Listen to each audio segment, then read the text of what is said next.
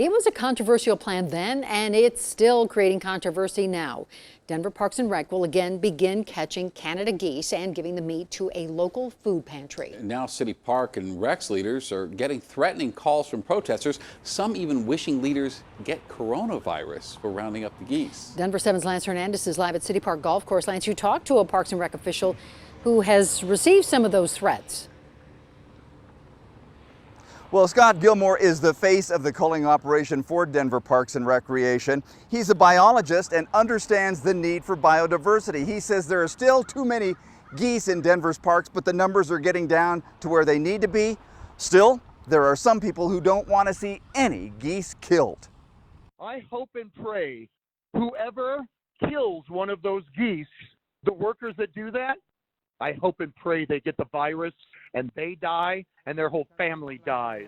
That's just one threat phoned in to Scott Gilmore, Deputy Executive Director of Denver Parks and Recreation, charged with managing the goose population. We have tried incredibly hard to use non-lethal methods, hazing, egg oiling, habitat modification, all the things people say we should be doing, we are doing. But those methods aren't enough. People haven't been able to go to their parks and roll around in the grass because of all the goose droppings. Culling opponents say the city should pick up the waste. It's hard enough for people to get to pick up dog poop, and then you're talking about picking up poop from 5,000 geese that are just wandering around the city. It's not going to happen, and it's not feasible. Gilmore says there's no place to put it. He says this year's culling operation will be much smaller than last year's when they kill 1,600 geese. This year, they expect to take 400 to 500, including 50 at Garfield Park, 50 at Harvey Park, 100 at Sloan Lake, 30 at Barnum, 25 at Garland, and 100 here at City Park Golf Course.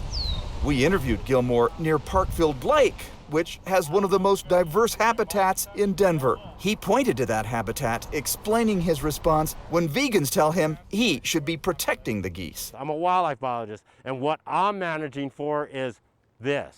I'm managing the ecosystem. I'm not managing for one species. I want to manage so the whole park benefits for the people of the city.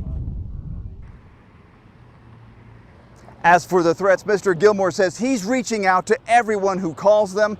He says eventually they seem to understand where he's coming from, even if they don't agree. Lance Hernandez, Denver 7. All right, Lance, thank you.